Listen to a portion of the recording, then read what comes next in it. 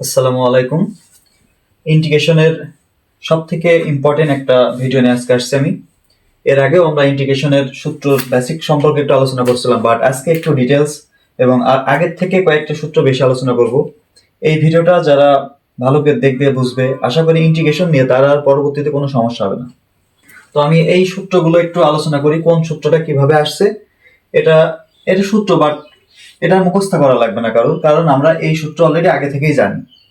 সেটা কিভাবে জানি আমি সেটা লিখছি, যে প্রথম আমি লিখছি কোনটা, ইন্টিগ্রেশন 1 কে যদি এক্স এর সাপেক্ষে ইন্টিগ্রেশন করা হয় তখন লেখা হয় কত, এক্স প্লাস সি। এই সি কিন্তু সবগুলোর সূত্রই নিতে হয় কনস্ট্যান্ট হিসেবে। আচ্ছা, সি কেন নিতে হয় সেটাও দেখাচ্ছি, বাট আমরা যে 8 অধ্যায় করছি 8 অধ্যায়ে সিটা লিখতে হয় না, সি বাদে বাকি যেটা আছে সেটা করলে হয়। আমি দুইটা দেখাচ্ছি যে এক্স কিভাবে আসলো এবং সি কিভাবে আসলো, দুইটাই কেন প্রয়োজন সেটা আমি দেখাচ্ছি।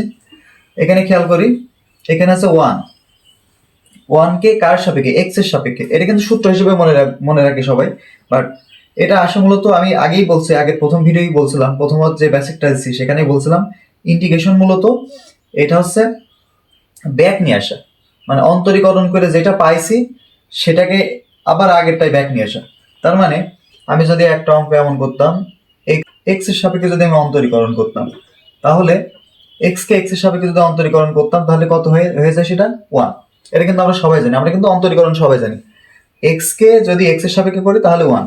তো এটা, এই যে 1 রয়েছে, এই 1 এর আগে কি ছিল, এক্স ছিল।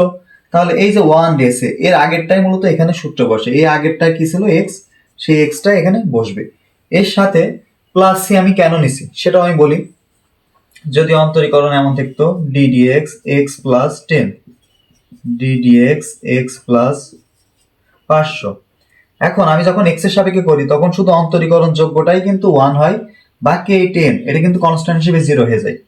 সেম একইভাবে এই এক্সটা কিন্তু 1 হয়ে যায়, বাকি 500 হোক 1 কোটি হোক বা এখানে এ বি সি বা এক্স বাদে সবই কিন্তু হয়ে যায় কত, 0। তো পরবর্তী দেখি এই যে 10 কে করলেও 0, 500 কে করলেও 0। তো এর সাথে যে অংশটা ছিল অথবা নাও থাকতে পারে, সেটা কি ছিল সেটা তো আমার জানা নেই, এই জন্য সেজন্য ওই সংখ্যাটাকে আমার অজানা হিসেবে, কনস্ট্যান্ট হিসেবে আমরা সি ধরি। এটা এর সাথে, এই যে এক্স এর সাথে পরবর্তী যে সংখ্যা বা ধ্রুবক যে জিনিসটা ছিল সেটা কিন্তু আমি পরবর্তীতে এই 1 পাচ্ছি, 1 এর আগের লাইন আমি জানি এক্স, কিন্তু 1 এর সাথে এই 10টা কিন্তু এর সাথে ভ্যানিশ হয়ে গেছে, এই যে 0 যদি বাদ দিয়ে দিই 1। তো শুধু এক্স কে করলেও 1 হয়, আবার এক্স প্লাস 10 কে করলেও 1 হয়, কিন্তু দুটো দ্বারা একই হবে না, এই 10 এর তো একটা ভ্যালু আছে, ওই ভ্যালুটার জন্য এখানে কনস্ট্যান্ট হিসেবে সি নেওয়া হয়। তাহলে প্রথমটা আমি বললাম, সেম একইভাবে এই যে এখানেও, তাহলে এই সূত্রটা আমরা কিভাবে মনে রাখবো, যে যখন যার সাপেক্ষে করবো সেটা যখন এখানে একান্ত নাই থাকবে তখন সেটা এর সাথে একটা গুণ হয়ে যাবে। এই যে 1 এর সাথে এক্স গুণ করলে কিন্তু 1 হয়, আমি সিটা বাদ দিয়ে দিলাম, সিটা বাদে এই যে সবগুলোই প্লাস সি হবে যতগুলো সূত্র আছে। তো আমি সি তো কিভাবে আসে দেখালাম, সিটা বাদে আমি বাকি সূত্রটুকু আলোচনা করি। তাহলে যেটা বলছিলাম, এই যে এক্স, এক্স কিভাবে পেলাম, এক্স এর সাপেক্ষে করছি, যখন এখানে থাকবে না তখন 1 তো কনস্ট্যান্ট, কনস্ট্যান্ট থাকলে তার সাথে একটা এক্স গুণ করে দিতে হবে। এই যে এই ধরনের আরেকটা ছিল, মনে করি এ, এক্স এর সাপেক্ষে যখন করছি, এখানে 1 এর সাথে এক্স গুণ করলে 1 হয়ে গেছিল, এখানে এ রয়েছে, তাহলে এটা মূলত কি ছিল, এর সাথে এক্স গুণ করে দিলে এক্স। কারণ কি, এই এ এক্স কে, যেটাই লিখি, এই যে এ এক্স কে সেটা মুছে দিই, এ এক্স কে যখন এক্স এর সাপেক্ষে আমি অন্তরীকরণ করি তখন তো ইউভি সূত্র হয়, তো ইউভি সূত্র শর্টকাট কি, যেটা ধ্রুবক সেটা, এই যে ধ্রুবক কোনটা, এক্স এর সাপেক্ষে করছি তাহলে এ কিন্তু ধ্রুবক, এটা বসায় রাখবো, এক্স কে এক্স এর সাপেক্ষে যদি অন্তরীকরণ করি তাহলে কিন্তু 1 হয়ে যায়। তাহলে যখন আমি এ থাকছে তার মানে এর সাথে অবশ্যই আগের লাইনে একটা এক্স ছিল, সেই এক্সটা অন্তরীকরণ করে 1 হয়ে গেছে। এর সাথে এই যে এ ইন্টু 1 এভাবে ভাবতে পারি, এই যে শুধু এ না, কিন্তু এর সাথে মূলত এ ইন্টু 1, আর 1 মানেই তার আগের লাইনে কি ছিল, যার সাপেক্ষে করেছি সেটা একটা।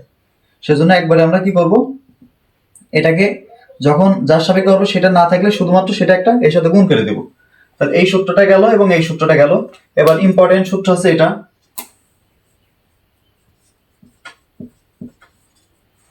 X to the power n dx. আমি লিখছি x to the power n কে যদি আমি অন্তরীকরণ করতাম তাহলে কিভাবে লিখতাম, পাওয়ার এক, এই যে পাওয়ারটা সামনে নিয়ে আসতাম এবং পাওয়ার থেকে কি করতাম, এক বিয়োগ করতাম।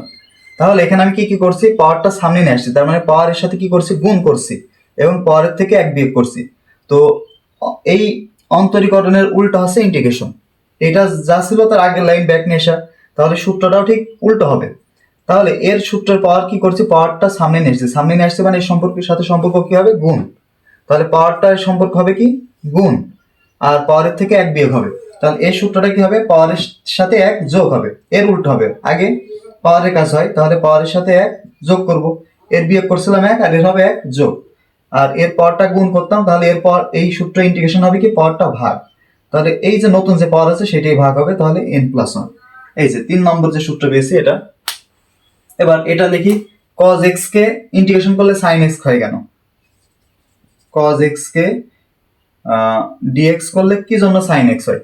তো আমরা জানি কি, আমি যদি sin x কে অন্তরীকরণ করতাম, এটা কিন্তু আমরা সবাই জানি sin কে করলে কি হয়, cos x। তাহলে ইন্টিগ্রেশন মানে কি, এই যেটা রয়েছে তার আগেরটাই নিয়ে এসে আসা। তাহলে এই cos x এর আগে কি ছিল, sin x। তাহলে এই cos x এর আগে কি ছিল, sin x। সেম একই ভাবে sin কে করলে, এখানে ইন্টিগ্রেশনটা লেখা হয়নি, sin কে যদি ইন্টিগ্রেশন করা হয় মাইনাস cos x, মাইনাস কেন হয়, কারণ আমরা জানি কি, এখানে আমি শুধু cos এর কাজ করি, cos x কে যদি আমি অন্তরীকরণ করতাম, cos x কে যদি আমি কি করতাম, অন্তরীকরণ করতাম, cos কে করলে কি হয়ে যায়, মাইনাস sin x। তো এখানে মাইনাস sin x এর না, এখানে কার, প্লাস sin x এর। তাহলে এই সাইনটাকে প্লাস করব, তাহলে প্লাস করব কিভাবে, এর সাথে আরেকটা মাইনাস গুণ অথবা ভাগ করলেই তো প্লাস হয়ে যায়। তাহলে আরেকটা মাইনাস নিলাম, তাহলে এই এক সাইডে তো মাইনাস নেওয়া যাবে না, উভয় পক্ষে মাইনাস নিতে হবে। তাহলে এই সাইডেও আমি একটা মাইনাস নিয়ে নিলাম, মাইনাসটা আপাতত সামনেই দেখাই। তাহলে এই সাইন কিন্তু মাইনাসে মাইনাসে প্লাস, তো এই মাইনাসটা এই cos এর ভিতরে বসাই দিই, cos এর সামনে। তাহলে এই যে sin x, এই sin x কাকে করে পাওয়া যায়, sin x cos কে করলে, সেই কি cos, মাইনাস cos, সেই জন্য sin x এর আগের লাইন ছিল মাইনাস cos x। এভাবে আমি আরো করতে পারি, যে আমরা জানি কি tan x এর কে অন্তরীকরণ করলে কি হয়, sec স্কয়ার x। তাহলে এই sec স্কয়ার x যদি ইন্টিগ্রেশন করা হয়, তাহলে এর আগের লাইন কি ছিল, tan x। তাহলে এই আগের লাইনটা নিয়ে যায় মূলত ইন্টিগ্রেশন। আচ্ছা, এই সূত্রটা সম্পর্কে আমি আরেকটু আলোচনা করি, এটা আমার অঙ্কের ভিতরে লাগবে, যেটা লাগবে সেটা আমি বলি। সাপোজ অঙ্কটা এমন রয়েছে 1/x² dx। তো আমরা এমনি সূত্র জানতাম কি, যে যদি x² কে করা হয় dx, এর নিয়ম কি, x তো এখানে আছে, কি এই যে সূত্রটা x⁴n, এই সূত্র কি, পাওয়ার 1 যোগ হয় এবং সেই পাওয়ারটা ভাগ হয়, 2 রেসে 1 যোগ হলে 3, এবং এই পাওয়ারটাই ভাগ হয়ে যাবে, তাহলে নিচে যাবে 2 যোগ 1 3, তাহলে x⁴3 এটা কিন্তু আমরা জানি। কিন্তু যদি এইভাবে ভাগ আকারে থাকে তখনও সূত্র এটাই। কিভাবে, এই যে এটাকে আমরা ইনভার্স ধরে নেব, x², তার মানে ইনভার্স করলে কি হবে, x ইনভার্স 2, আর এখানে dx। তো ওই সূত্রটা আমরা অ্যাপ্লাই করব, কিভাবে হবে, এটা পাওয়ার 1 যোগ হবে, সেম একই ভাবে, এই যে x এর পাওয়ার যা থাকে 1 যোগ হয়, তাহলে -2 রেসে পাওয়ার 1 যোগ হয়, এবং এই পাওয়ারটাই ভাগ হয়। তো এই পাওয়ারটা কত, -2 + 1। এটার ক্যালকুলেশন করি, তাহলে x এর পাওয়ার -2 + 1, তাহলে আসবে কত, -1 ভাগ এখানে এটাও কত আসছে, -1। তাহলে এটা পরবর্তীতে আমরা লিখবো কত, x, এই যে -1 নিচে ভাগ আকারে 1 লেখা লাগে না, এই মাইনাসটা আমি সামনে দিয়ে দিই, তাহলে এটা আসছে x−1, এই যে 1টা দিলাম না, তো পরবর্তী এটা লেখা যাচ্ছে ইনভার্সটাকে আবার যদি ব্যাক দিয়ে দিই, তাহলে 1/x। তাহলে এই যে 1/x², এটার আগের লাইন কি ছিল, -1/x। তো এটা, এই এত সূত্র আমি ভেঙে করব না, এটাও আমরা সংক্ষেপে লিখবো। এটা কিভাবে লিখবো আমি আরেকটা দেখাই, 1/x² লিখছি, 1/x³ dx। এটা একটু খেয়াল করি, 1/x², সেই সেম জিনিসটাই আছে, এটা কিন্তু প্লাস ছিল, লাস্টের সর্বশেষ লাইনে এটা কি পাইছি, মাইনাস পেয়েছি। কত পেয়েছি, মাইনাস পেয়েছি। তাহলে এটার অ্যান্সারে কত আসবে না, মাইনাস চলে আসবে না। এবার এখানে 1/x² ছিল, পরবর্তী যে পাওয়ার মূলত 1 যোগ হয়, কিন্তু এই 2টা তো নিচেই, তাহলে এই 2টা তো মাইনাস, 1 যোগ করলে কিন্তু কমে যাচ্ছে, কারণ আমি যেটা একটা মাইনাস রয়েছে, মাইনাসের সাথে আমি যোগ করছি কিন্তু কমে যাচ্ছে। এই যে -3 রয়েছে, -3 এর সাথে আমি যদি 1 যোগ করি, সেটা হয়ে যাবে কিন্তু -2। তাহলে ওইটা অত ভেঙে আর বলছে না, এটার মতন করি। তো এটার পরবর্তী কাজ কি করব, স্কয়ার ছিল, পাওয়ার 1 কমিয়ে দিয়ে কি হয়ে গেল, x, তার মানে 2 ছিল, পাওয়ার 1 কমে গেছে, তাহলে এটা 3 রয়েছে, 1 কমে গেলে কত হবে, এটা স্কয়ার। এবার পরবর্তীতে এই যে পাওয়ারটা থাকে, সেই পাওয়ারটা কিন্তু এর সাথে ভাগ আকারে দিতে হবে। এই যে সূত্র আমরা অনুসারে জানি কি, পাওয়ারটা কি হয়, ভাগ আকারে। তাহলে এটা কিন্তু পাওয়ার পেলাম, পাওয়ারটা এই দুইটা এর সাথে কি হবে, ভাগ আকারে। এখানে কিন্তু ভাগ আকারে দেখানো নেই 2, কারণ কি এখানে পাওয়ারটা 1, সেই ইনটু 1 ছিল, এই যে 1 সে কই, সে একটা, এই যে 1টা কিন্তু নিচে ছিল, 1 সংখ্যাটা 1, সেজন্য আমরা কিন্তু দেখাইনি। কিন্তু পরবর্তীতে যখন 1-এর বেশি হবে তখন কিন্তু সেটা গুণ করলে ওইটার মতন তোর ভ্যানিশ হবে না, এটা এভাবে থেকে যাবে। তাহলে যদি ভাগের সূত্র থাকে তো আমরা কিভাবে করব, আগে যদি যে চিহ্ন থাকবে প্লাস থাকলে মাইনাস দিয়ে দেবো, দেওয়ার পরে যে পাওয়ারটা রয়েছে তার থেকে পাওয়ার 1 কমে যাবে। যে আগে এই সূত্রটাই অ্যাপ্লাই হচ্ছে, মূলত পাওয়ার এখানে 1 বৃদ্ধি পায় কিন্তু এটা মাইনাস বলে 1 কমে যাচ্ছে, বৃদ্ধি পাচ্ছে, কারণ এখানে ছিল মূলত -3টা, সেখান থেকে -3টার সাথে 1 যোগ করলে কিন্তু -2টা আছে, এই যে ভাগ মানে -2টা, আর এই পাওয়ারটার সাথে এই যে পাওয়ারটা কি হয়, ভাগ, এই জন্য 2টা ভাগ। তাহলে এই পরবর্তী অঙ্কগুলোর ভিতরে এটা লাগবে, এটা আমি দেখাই দিলাম। এর পরবর্তী আমার সূত্র আসছে এটা। তো এই সূত্রটা আমি একটু, এই সূত্রটা মনে রাখতে হবে। এখানে খেয়াল করি ddx, এই দুটোই কিন্তু একই রকম, √x² + a²। এখানে a² কনস্ট্যান্ট, কারণ কি x এর সাপেক্ষে করেছি, x বাদে যেটা থাকবে সেটা কনস্ট্যান্ট। সেম একই সূত্র কিন্তু এটা ভাগের রুটের ভিতরে রয়েছে, আর এটা কিন্তু রুট নাই, দুইটার কিন্তু আলাদা সূত্র। খেয়াল করে যেটাই রুট আছে সেটার সূত্র লন, সর্বপ্রথম কোনটা লিখতে হবে, লন। এর পরবর্তীতে কার সাপেক্ষে আছে, আমি কার সাপেক্ষে ইন্টিগ্রেশন করছি, x এর সাপেক্ষে। তো এটা কিন্তু এভাবে না লিখে এভাবে লেখা যায় 1/dx, এভাবে লেখা যায়। এই যে যার সাপেক্ষে করছি সেটা প্রথমে বসবে প্লাস, হলো তাই সর্বপ্রথম কিন্তু লন, তাহলে লন বসাতে হবে। বসানোর পরে যার সাপেক্ষে করছি সেটা স্কয়ার আর রুট কেটে দিলে শুধু x হয়, এই যে শুধু x প্লাস, এবার বাকি যতটুকু ছিল রুট দিয়ে সেটা। এবার এই ধরনের আরেকটা আছে, এটা কিন্তু এই রুটটা কিন্তু এর উপরে নেই, এই জন্য এই সূত্রটা আলাদা হবে, এটা একটু ব্যতিক্রম। tan ইনভার্স x এর সূত্র করলে এটা মূলত এই লাইন আসে। তো এটা আমি একবারই মনে রাখি, এটা কিভাবে মনে রাখবো, tan ইনভার্স করতে হবে, করে x ভাগে, তার মানে যার সাপেক্ষে করেছি সেটা উপরে, আর নিচে আবার সেটা বাকি যেটা থাকবে সেটা নিচে। এই যে x এর সাপেক্ষে করছি সেজন্য x টা উপরে আর নিচে a, এখানে কিন্তু স্কয়ার হবে না, এখানে এই ভিতরে স্কয়ার, কিন্তু এখানে কিন্তু স্কয়ার হবে না। আর সবার যেটাই যে নিচে a ছিল সেই এটা আবার এর সাথে tan ইনভার্সের সাথে আবার গুণ আকারে রাখতে হবে। তাহলে এটা গেল।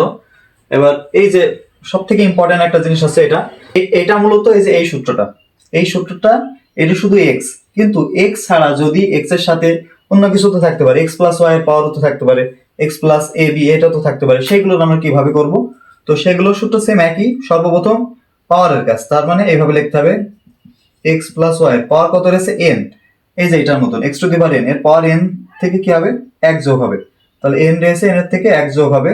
এবার ভাগ আকারে ওইটাই বসবে n + 1, পাওয়ারের কাজ হলো। এবার একটু খেয়াল করি, এইটাই কিন্তু x এর সাপেক্ষে করতাম, x এর সাপেক্ষে এই যে আমি একটা জিনিস কিন্তু বারবার বলি যে একবার যখন ইন্টিগ্রেশন হয়ে যায় পরবর্তী ধাপে কিন্তু আর ইন্টিগ্রেশন হয় না, পরবর্তীটা কিন্তু ডিফারেন্সিয়েশন করতে হয়।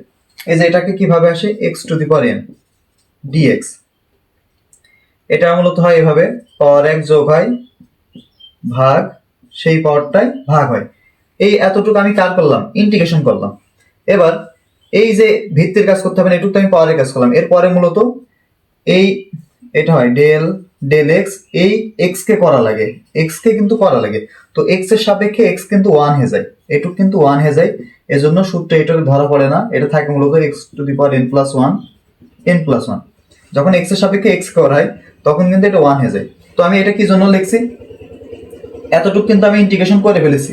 এবার পাওয়ারের কাজ করলাম ইন্টিগ্রেশন দিয়ে, এবার ভিতরে যখন কাজ করব ইন্টিগ্রেশন একবার তো হয়ে গেছে, বাকিটুকু আর ইন্টিগ্রেশন হবে না, এটা হবে ডিফারেন্সিয়েশন। তো ডিফারেন্সিয়েশনে কিন্তু যখন আমরা কাজ করি, যেমন e⁴x², এটাকে যখন করি dx, তো এটাকে আমরা কিভাবে করি, e⁴x² কে বলে e⁴x² হয়। প্রথমে এর কাজ করলাম, এরপরে পাওয়ারের কাজ কিভাবে করতে হয়, ডেল x, এটা ডেলি লিখলাম, দুটো ডেলি করলাম x² কে, তাহলে e⁴x² এর যা ছিল তাই লিখবো, আর এটাকে করলে কত হয় 2x, এটাকে কিন্তু আমরা একবারে করি। তো ইন্টিগ্রেশনও ঠিক একই জিনিসই হবে, সেটা শুধু পার্থক্য হবে কি, প্রথম অংশটা কি ইন্টিগ্রেশন, পরবর্তীটা কিন্তু এই যে 8 এর মতনই ডিফারেন্সিয়েশন। পরবর্তী যে ভিতরে পাওয়ারে কাজ করব বা যেটার কাজ করব সেটা কিন্তু আর ইন্টিগ্রেশন হবে না, তখন কিন্তু ডিফারেন্সিয়েশন। আর ডিফারেন্সিয়েশনে কিন্তু সম্পর্ক হয় গুণ আকারে, ইন্টিগ্রেশনের উল্টা, এই জন্য সম্পর্ক হবে ভাগ, এই জন্য এই যে নিচে ভাগের অংশ লিখছি।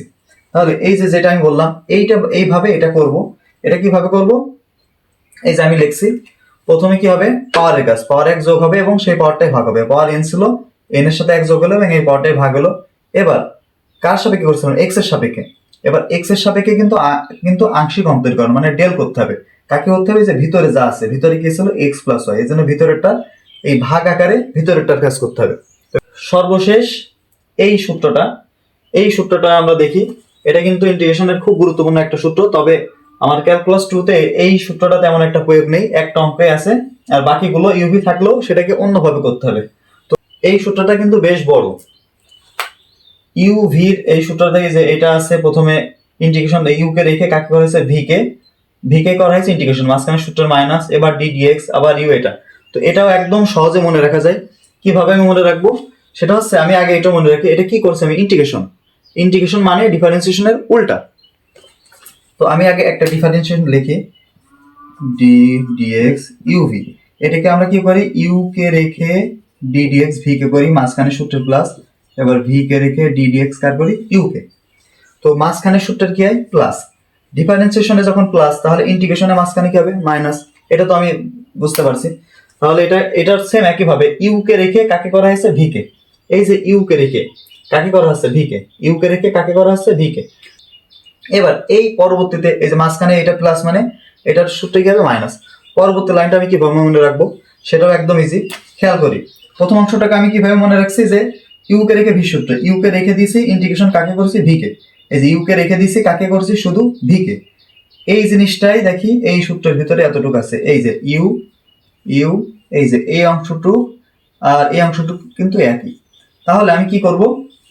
প্রথমটা এটা লিখবো, মাইনাস চিহ্ন দিয়ে এইটুকু একটু ফাঁকা রেখে আগে এটা লিখে নিব, এটা লিখে নিব। এবার সবার সামনে একটা ডিডিএক্স গুণ করব, আবার পিছনে একটা ডিএক্স গুণ করব, কারণ আমরা জানি কি ইন্টিগ্রেশন আর ডিফারেন্সিয়েশন দুটোই একটা একটার বিপরীত। তার মানে যে একটা, যেমন একটা 2 গুণ করি, আবার শোধ করার জন্য একটা কি করা লাগে? হাফ গুণ করা লাগে।